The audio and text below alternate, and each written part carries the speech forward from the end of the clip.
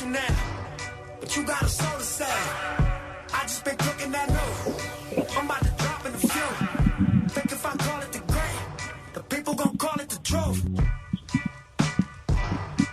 Bismillah ar-Rahman ar-Rahim. We're here again. StraightWords on WVON 1690. This is the Talk of Chicago. May God bless each and every one of you listening to us tonight. We are here, brothers and sisters. The show is created by none other than our great brother. He's the editor-in-chief of the Final Call newspaper, Brother Naba. Richard Muhammad is in the house. And, of course, contributing editor to the Final Call newspaper. Our great brother James G. Muhammad is in the house. I'm your brother B.J. Murphy. We are here for the next 3 hours to talk about things that you need to know about and expound on some of the things that you've been watching in the news. And brothers and sisters, let's get it started. Brother Nabar, Brother James, assalamu alaikum. Wa alaikum salam, brother. Wa alaikum salam, brothers. Oh, man. On top of the world, I know Brother Naba is as well. Yeah, I'm coming right along, brothers. Thank you. Yes, sir. Come on up, man. It's really nice up here, bro. Yes, sir. Yes, sir. We got a great lineup tonight. Yeah, I think, Brother BJ, one of the beautiful things is, inshallah, God willing, we will be blessed to bookend tonight's show with words from the Honorable Minister Louis Farrakhan. So in the first hour, this hour, by God's grace, we're going to play a major statement he made on Saturday regarding the Minister Louis Farrakhan Nation of Islam suit against the Anti-Defamation League and the Simon Wiesenthal Center. So that's in hour one. Then in hour three, we're going to play our second excerpt from his address a few weeks ago at the Nubian Leadership Circle. Very powerful address. So I don't know, Brother BJ, is Brother Deontay ready to go with the minister's statement, or we need to get ready? Yes, sir.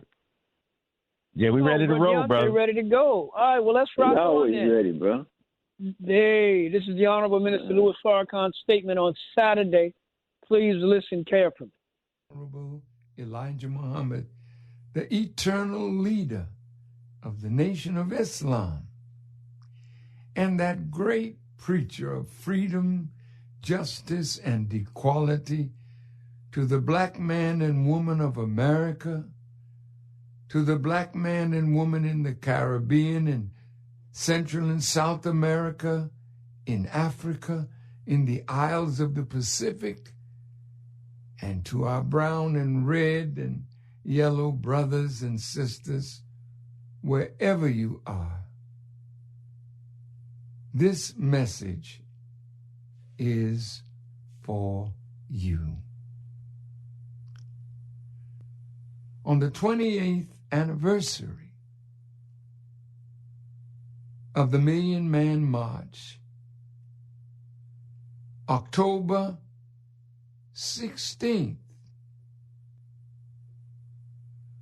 we filed a lawsuit against the ADL and the Simon Wiesenthal Center, against their leadership, because our desire now is to state our case before the courts and before the world. We are not what they have said we are, and we intend to prove such. This is probably the most sensitive time in our struggle for equal justice, freedom, and equality. For nearly 40 years, we have withstood the awful charges that have come against me and those who are in the Nation of Islam under the leadership of the Honorable Elijah Muhammad and myself. We have borne a lot in these last 40 years in the absence of our great leader and teacher, the Honorable Elijah Muhammad. And Elijah Muhammad, prepared me to receive the insults, the snares, being evil spoken of, and my and our reputation being scarred and bruised by the false charges of anti-Semitism by the Anti-Defamation League, and with their influence over the media, these false charges have been spread throughout the earth. All over the world, I and we have been hated, and I and we are hated the same today. I have been denied entrance into several countries and have been labeled as persona non grata. I'm presently being called the godfather of hate. And I'm being called one of the leading anti-Semites in America. Myself and my family and those who follow the teachings of the Honorable Elijah Muhammad under my leadership have suffered and been scapegoated and have lost positions in media, lost positions in business because of the vileness of the charge, even though we are saying that which is absolutely the truth. In the Holy Quran it reads, "And mix not up truth with falsehood, nor hide the truth while you know." The Honorable Elijah Muhammad told us and taught us that hiding the truth leads to all kinds of mischief-making and vile behavior, hatred, and even death. So we thought it is now time for us to legally respond to these false charges. 2,000 years ago in the Roman Empire, the Jews of that day caused the Roman authorities to join with them to bring false charges against Jesus, as he was the last prophet to the Jews. 2,000 years later, some members of the Jewish community, the ADL and others, have met with White House officials and some members of the United States government to formulate a strategy that would enable them to make laws and policies that would allow them to arrest me or others who are falsely accused of being anti-Semitic. My teacher told me, "Take plenty, brother." And he told me that his teacher, Master Farrakhan Muhammad, told him, "You must take plenty." But why? You must take plenty if you are being made to be a savior, a redeemer, a reconciler, a resurrector. You must have the patience through your suffering to bring about the salvation and the transformation of the lives of those to whom you are missioned. The Honorable Elijah Muhammad taught me of the three most hated persons in the world. The first being a rich person who wishes to share his riches with those less fortunate. Second, those who are considered rich in knowledge and wisdom, who want to share that knowledge and that wisdom with the ignorant. And lastly, the most hated of all persons is the man to whom the Holy Quran is revealed. Why? Because the revelation of the last great book of prophecy and teaching the Honorable Elijah Muhammad the meaning of all of the prophecies that are found in the Bible and the Holy Quran gives that man the power to bring the whole of religion together in oneness, and to bring about the end of a world like this and the civilization of those who are the arch deceivers who rule this world. So Paul said, we war not against flesh and blood, but we war against the principalities and the powers and the rulers of the darkness of this world.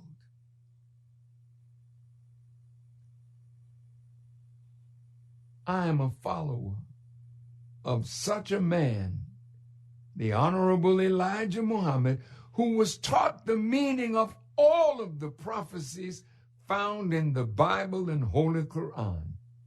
So while he was among us, he said, if any scholar or scientist could prove him wrong, he would pay out of his brother's vest pocket $10,000 for every word that you could prove that was wrong, and he would pay with his life for lying.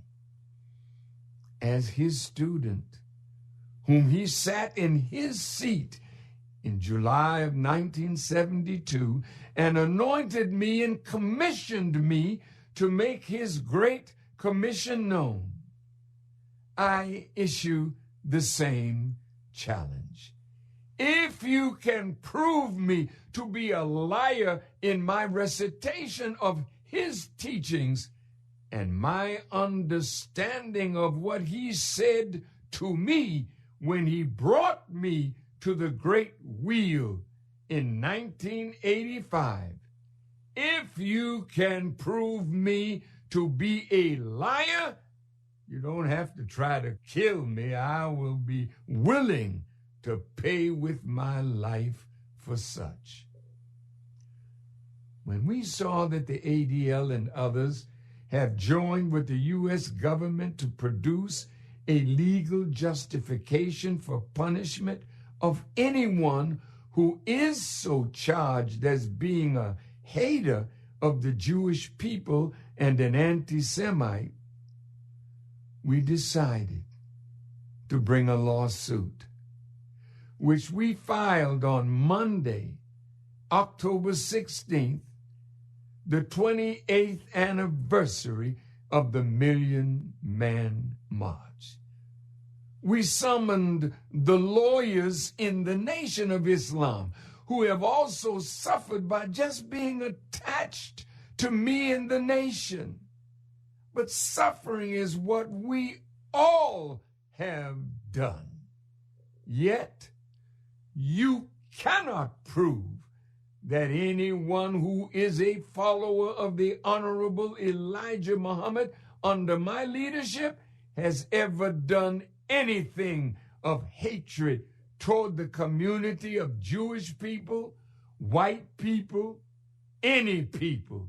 You cannot find one word in the tens of millions of words that God has guided me to speak in 68 years of my service where I ever call for the death of those who call themselves Jews.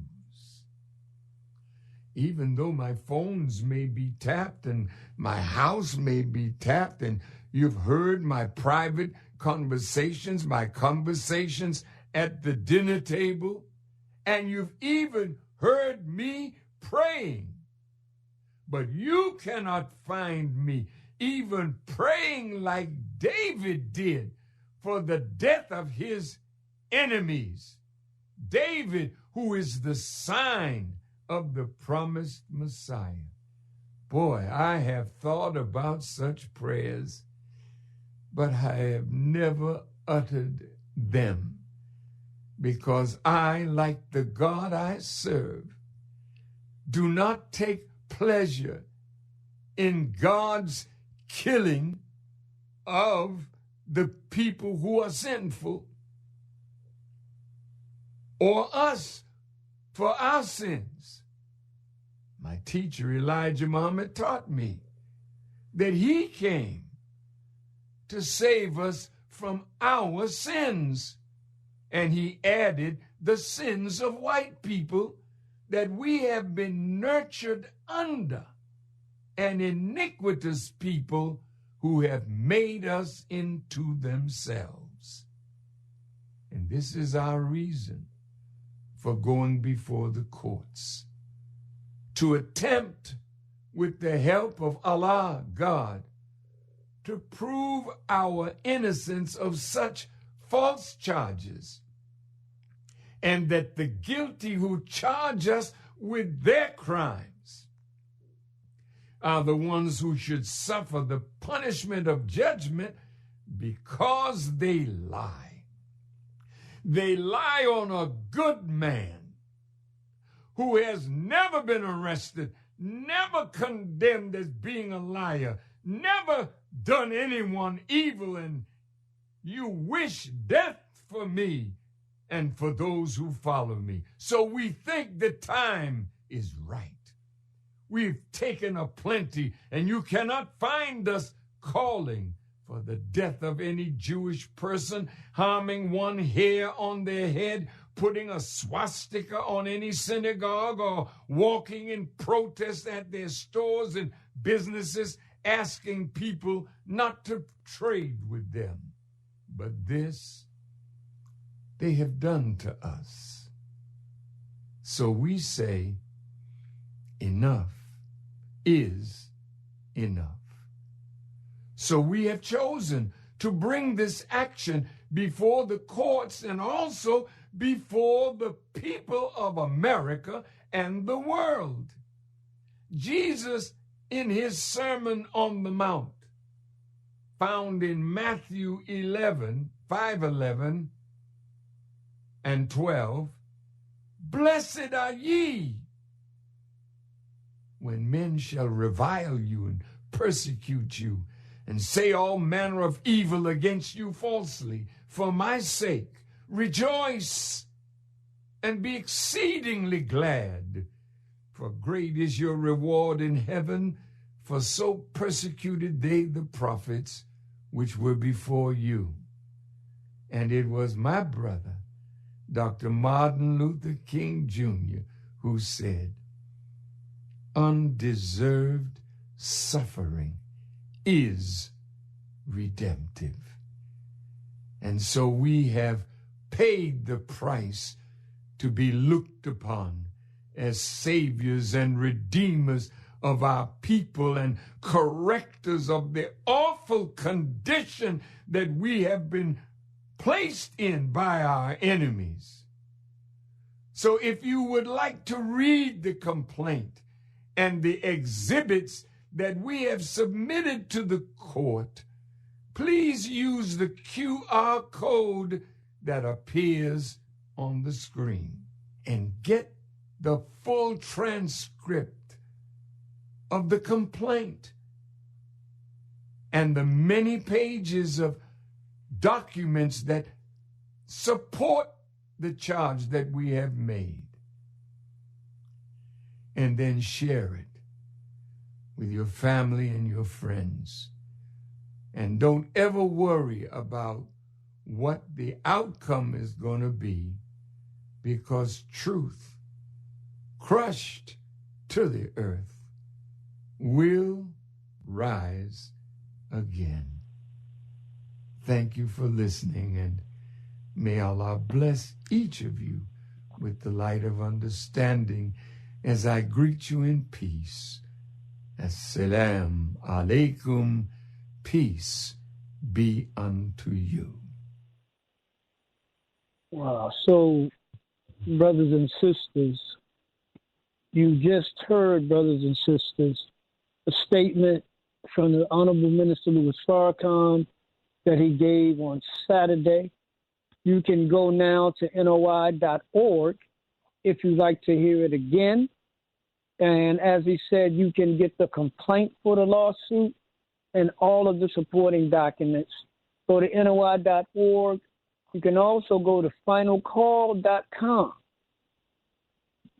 Because in this week's edition of the Final Call, that statement that you just heard, those powerful words are transcribed, and you can get those. So go to NOI.org, go to finalcall.com.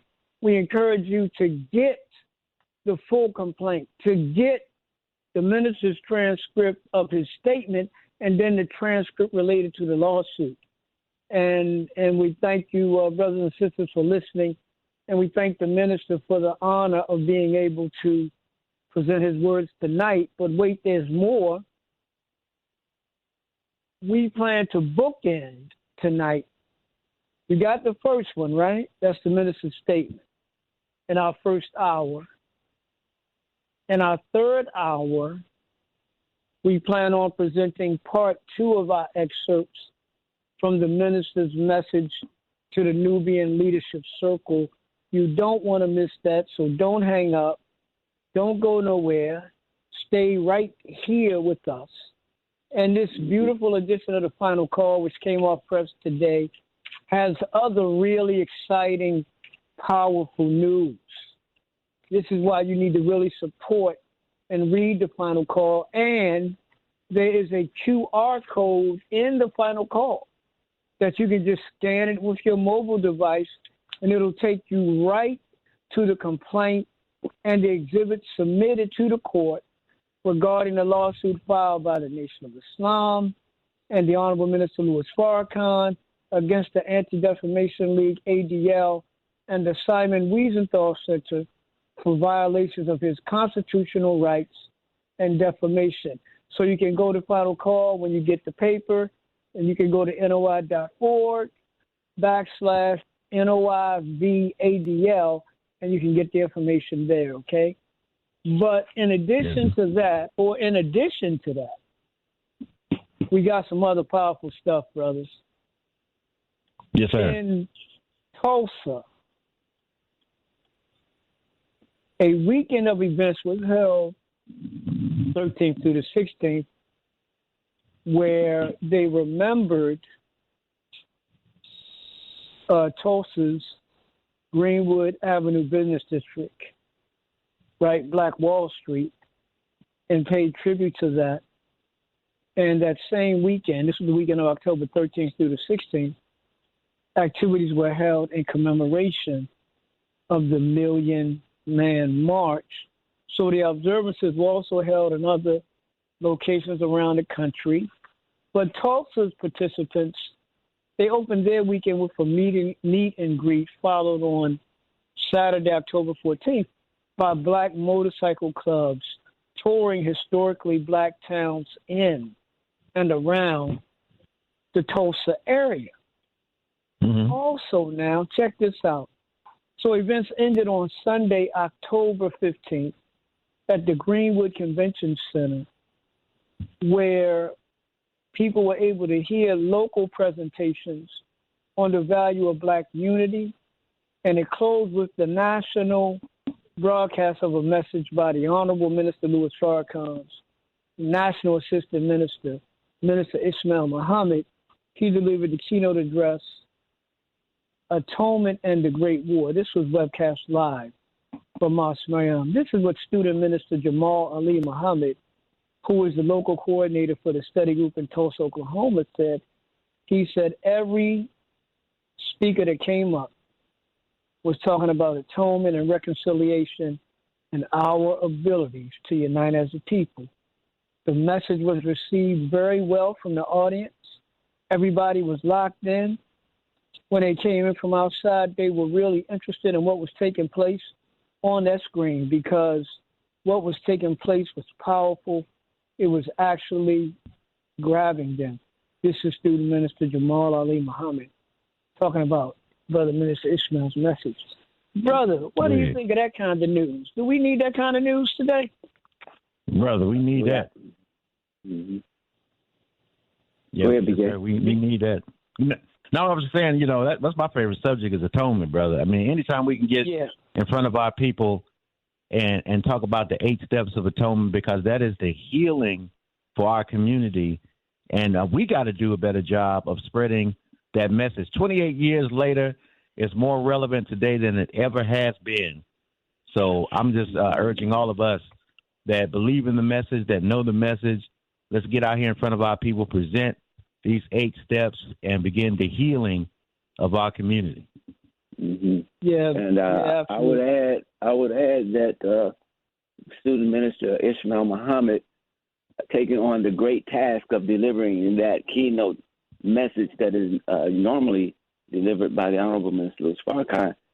Minister Ishmael did a fantastic job in laying out the 2 wars, the U.S.'s two-front war against Muslim nations in the East and the tiny nation of Islam and black people in general in the West. He lifted, as the brother mentioned in the article, everybody was just focused on that message, focused on the screen. So I commend Student Minister Ishmael on his delivery, particularly on that day. Yeah, and I think it was really fitting, as both of you have pointed out, the value of that message today, right? So many of us are injured today. So many of us have lost our lives today. Unfortunately, so many of our children have taken their own lives today. That's the value of atonement, the value of having a redemptive message, the value of taking that message to our people and to young people in particular as they try to navigate through this very dark and dangerous time. So this is the work of the Honorable Minister Louis Farrakhan. This is the work of the Nation of Islam. It has been our work now for almost 100 years. A redemptive work, a work of building people up and bringing them into the knowledge of themselves so they can accept their own and be themselves and be better. You know, I was on a show earlier today, and one of the things I said, brothers, was, and this is the honest truth, being in the Nation of Islam is the best decision I ever made in my life. I came in the nation in December 1986. But being in the nation has allowed me to be the best version of myself. So when I heard that message from the beginning, I didn't hear something foreign. I didn't hear something I didn't recognize. I heard the best of what my grandmother taught me. I heard the best of what my grandfather taught me. I heard the best of what my dear mother taught me. So it was a coming home to myself. And so, brothers and sisters, we say, hey, take a look, read the Final Call. There's so much knowledge out here between NOI.org and finalcall.com and the minister's videos and store.finalcall.com where you can get books and CDs and DVDs. Can I add one? Of this supreme wisdom. Go right ahead, brother. I add one before you move to other articles in the paper. Go right ahead. I just want to add that if you look at what was accomplished during the Million Man March, I mean, so many positive things. The increase in adoptions, going into politics, registering to vote, but other independent things that we were doing to lift our nation up. On the other hand, if we had continued that even through 2023, can you imagine how far we would be right now if we continued that same spirit? Like we always say, in the spirit of the Million Man March, but in reality, that spirit has diminished tremendously. But had we, in terms of the outward demonstration of it, the building, the adoption, the economics, et cetera, so from 95 to 2023, if we had continued that, can you imagine how far we would be? But on the other hand, the enemy plans, and what you saw was that from 1995, immediately after the Million Man March, there was no celebration with regard to the mainstream, where if they would have continued to highlight the positives, continue to focus on the message that would further drive the significance of the message into the people. Instead, the enemy started demonizing Farrakhan again, started planting seeds about, well, and you would hear people say, well, you know, the minister didn't follow through or whatever. The minister's role was only to deliver the message. It was on us to continue to do the work in our LOCs and all of that. But the bottom line of what I'm trying to say is the enemy creeps in, creates doubt, confusion, etc., and that took us off, many of us, I'm just generalizing, so that we did not continue the forward progress and weren't able to realize the absolute benefits from the Million Man March, even though there are many of us who are striving to continue it and to really drive it through to all of our people. But we got to recognize the enemy's hand in it, which is often hidden in terms of why we're not successful. You know, Brother James, one of the other things was crime went down in our community. Not only did it go down for 3 days in Washington, D.C., there was no arrest, no violence the day of the Million Man March. And there are reports that 3 days after, in Washington, D.C., there was no violence. And statistically, violence went down. And Brother James, you're absolutely right. You all remember the faith-based initiative? This came out of the White House, and they were determined to break the great unity between black Muslims and Christians that was growing. The minister went on a World Friendship Tour. I don't know, Brother James, were you on that one? You were on that one right after the march, right? Yes, sir. Yes, sir. Yeah. He went on a World Friendship Tour to spread the message and to connect us with our people outside of America. All of these people and leaders and organizations wanted to see him.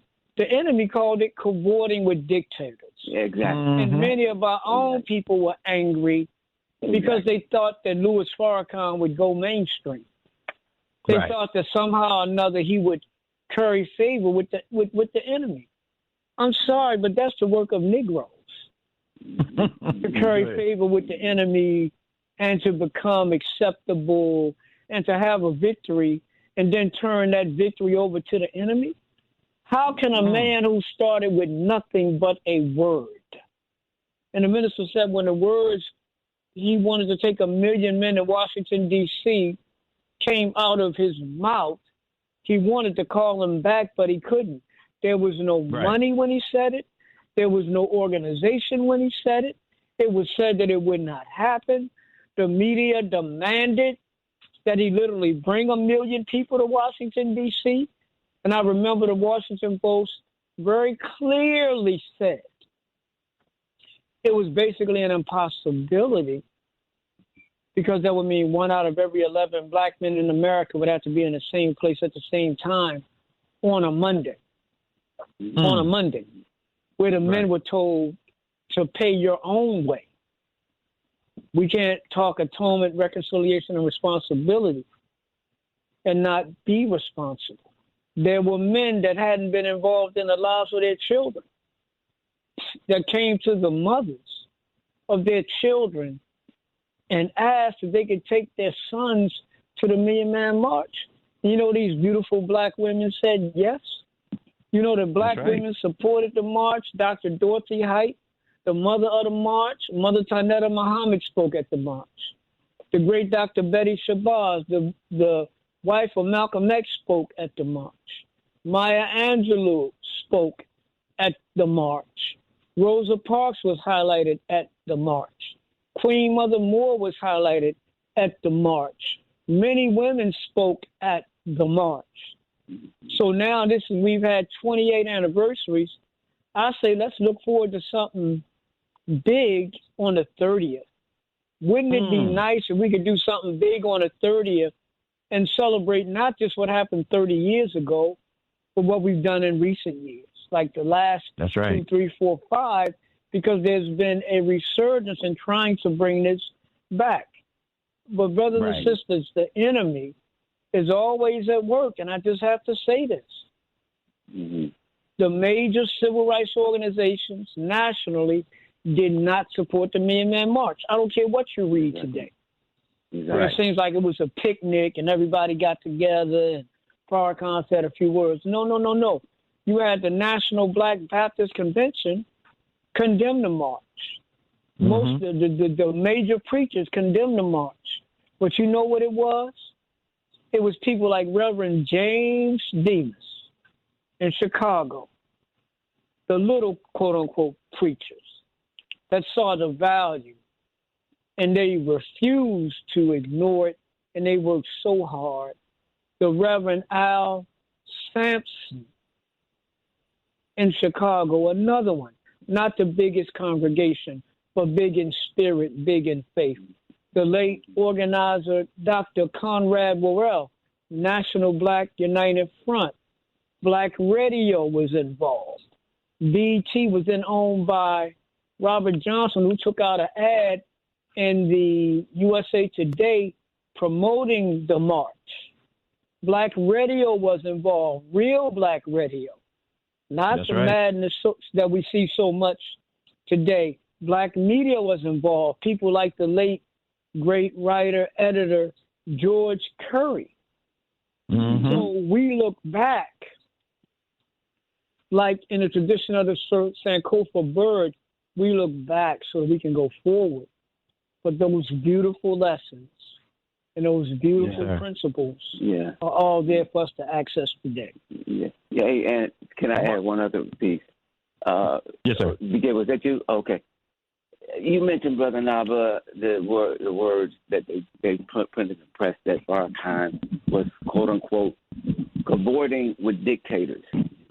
So that's why it's just critical when we read news. It's just absolutely critical that we don't just, as you have mentioned in your search for news, you look at all different news media, that some in the East, Middle East, the Far East, the West. You look at Al Jazeera, all of that, for the different perspectives. When they say cavorting with dictators, and that paints in our minds, even black people, like Farrakhan is out here doing some dastardly deed. Well, Muammar Gaddafi was one of the people he visited, a very dear friend of Africa.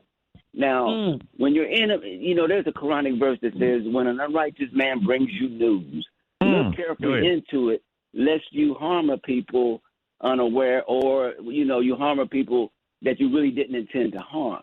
So you have to look carefully into whatever this mainstream media coming out of the U.S. says, because if you take it for truth, you may harm yourself or others without necessarily having comprehensive knowledge. Mandela refused to throw Brother Gaddafi into under the bus, because he saw what Gaddafi was doing to help not only South Africa, the movement in South Africa, but all over the world, while the U.S. was supporting apartheid in the U.S.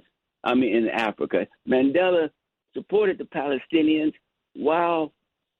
and he refused to denounce the Palestinians while the U.S. was supporting Israel and what they were doing in terms of Palestine.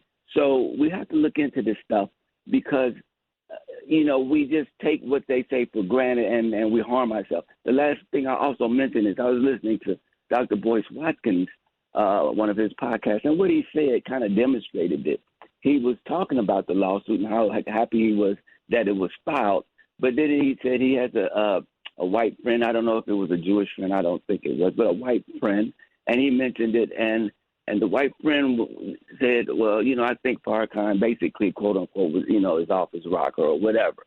And then boy said, well, have you heard any of his speeches? No. Have you ever, read anything that he's written? No. Right. All of that stuff. And yet they had the wherewithal to say that the minister was incorrect on whatever he's doing, just based on what that person got into his head from mainstream news. So it's just critical that we be more analytical of what we read and just don't swallow the blue pill or the red pill. Yes, sir. I wanted to lift something up from the Million Man March when he lifted the scripture from Chronicles, right? If my people who call by my name will humble themselves and pray, seek my face, turn from your wicked ways, then will I hear from heaven, forgive their sins, and heal their land. And when you think about the Day of Atonement and what that scripture meant from us, because we are living with the burden of sin around our necks. And when we went to Washington, we went there to be relieved of that burden. And everybody went there. And you remember the peace, brother, that we experienced I remember seeing these brothers from Cleveland, and we didn't know each other from a can of paint. And when we saw each other, we just locked arms and started hugging and kissing each other. Yeah. And I said, wow, look at, and the shame, the bad part about the Million Man March is that the brothers and sisters even today don't have a clue of how we felt to transfer that energy of that day to today would save every black person's life in America if all our neighborhoods could be transformed with the 8 steps of atonement and us, being the saviors and the redeemers of our people. And our people don't realize that we do have an enemy that has infiltrated all the movements. And Brother Naba, when you talk about radio, that enemy went to work to make sure that black radio would never, ever be used to galvanize our people again, because they put in the syndication piece and took off all the major morning men across the country who galvanized the people in their cities to come to the Million Man March. That was done away with in 1996, brother. And, yes, sir. All right. Let's bring in Sister Marguerite. Let's bring her in. Thank Sister you. Marguerite, Good evening for taking. Good evening. Yes. Good evening. Good evening. Thank you for taking my call. Assalamu alaikum. Wa alaikum salam. Thank you, and thank you for taking my call. Tonight's program is beautiful. Let us never forget. I've been to a concentration camp, Dachau, the first one built in Germany, and I've seen and I know the saying, never forget. May we never forget the Million Man March. Let us always remember. Let that be our logo and our motto. Always remember the Million Man March. Never forget the Million Man March, because from it sprang everything you all have said. Peace, love. Oh, my God, it was beautiful. You are so correct when you mentioned the mothers that let their sons go, because I let my oldest son go. He was 12, 13 at the time, and he came to me at a moment's notice. We were members, and I still am. We still are, even though they moved away to other cities. My oldest has. We were members at Trinity United Church of Christ, and I was standing in the line. The Caribbean Connection, Reverend Dr. Jeremiah A. Wright himself attended the Million Man March with his son. Yeah. I remember being in line at church at the end of 11 a.m. service in the Caribbean Connection, because he asked a member, Mrs. Nancy Marshall, to start the Caribbean Connection, being that she was from Jamaica. And he wanted all the Caribbean countries, all the African countries to come together and be able to present to the congregants their history about their countries where they came from. he wanted to make it his mission to try to travel to every country that every member from his congregation was from. Even the minister himself, Minister Louis Farrakhan, is the son of immigrants from the Caribbean. That's right. And he recognizes and honors that. And I was standing in the line for the food that the Caribbean Connection was selling that day, waiting to get served, when my son came to me and said, Mommy, can I go to the Million Man March? And a man wanted to take him from the church because there were men from Trinity going. The men from Trinity were going. They had a caravan going. And I stood in line with my youngest son, who was about 6 at the time. And I wasn't so sure about it. He said, please. So I ran. I said, okay. I ran home with my 6-year-old. I let my 13-year-old stay at church.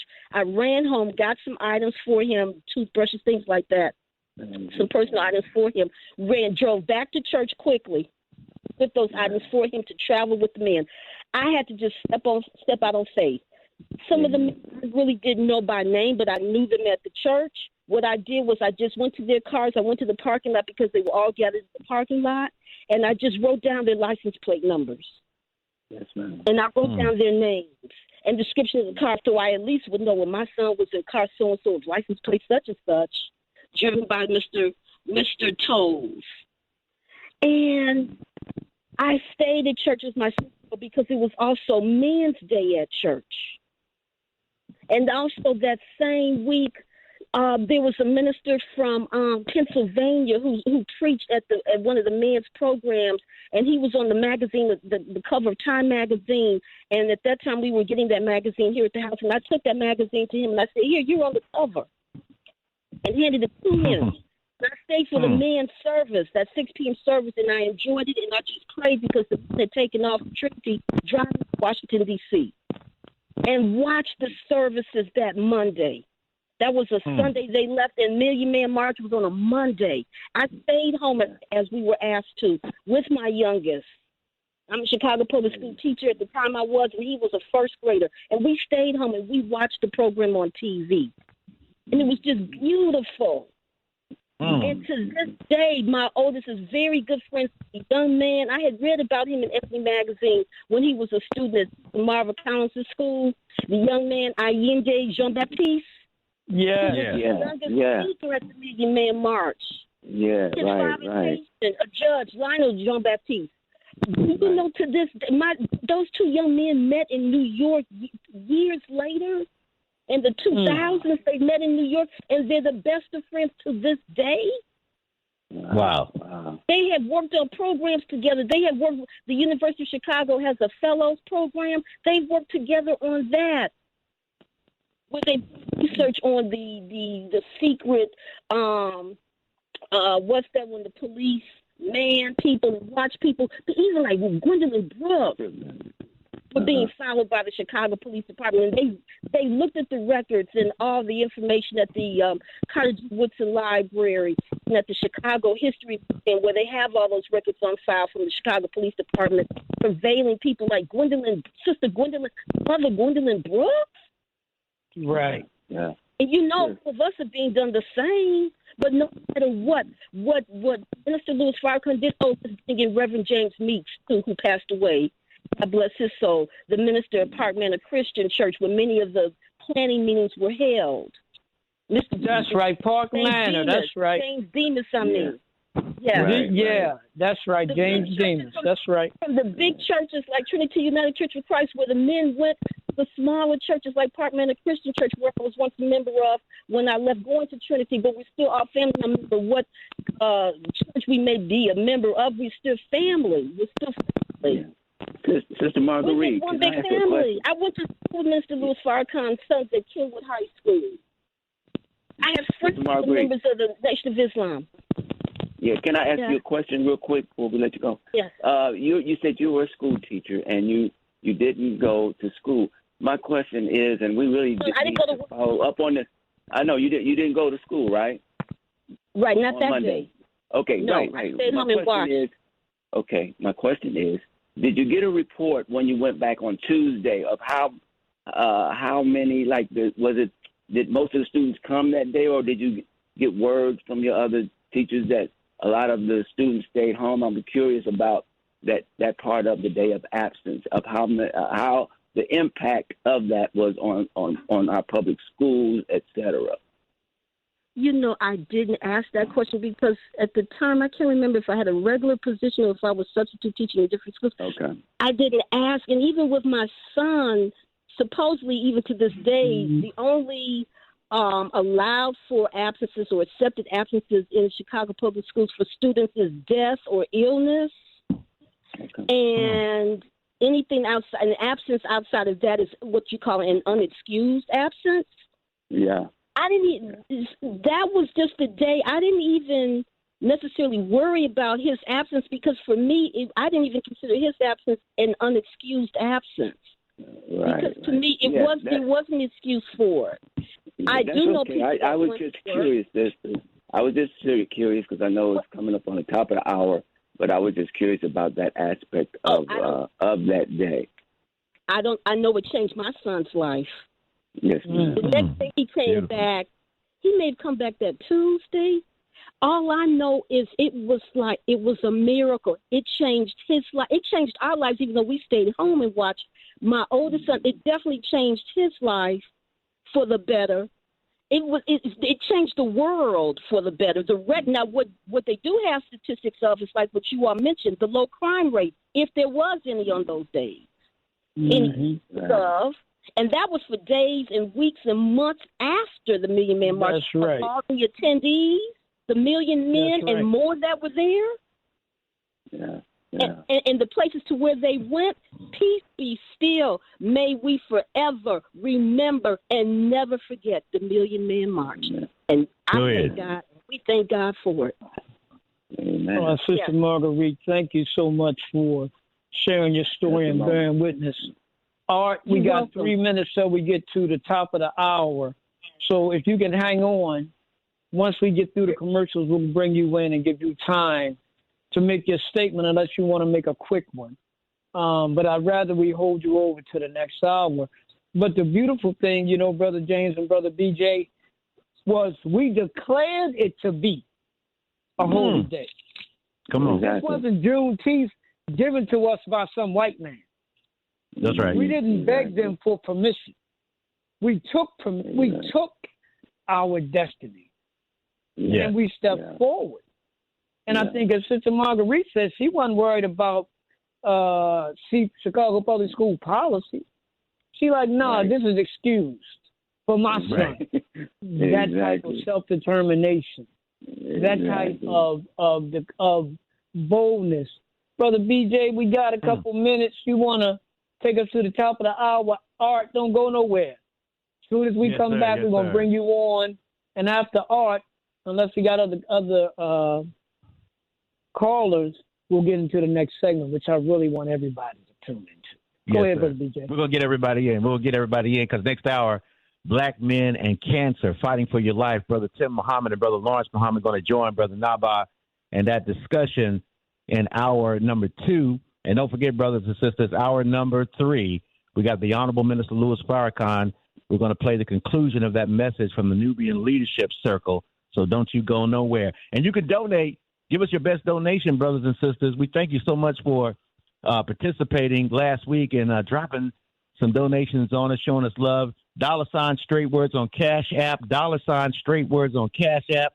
312-480-9775 on Zelle. That's 312-480-9775 on Zelle. And on Cash App, use the email address straightwords, the number 4 at gmail.com. PayPal. I'm sorry, PayPal. PayPal. Yeah, I just signed up on a new PayPal account, brother. I got to get used to doing PayPal again. Straightwords, the number 4 at gmail.com, and make your donation. We'll be back next hour right here on WVON 1690 Straight Words on the Talk of Chicago.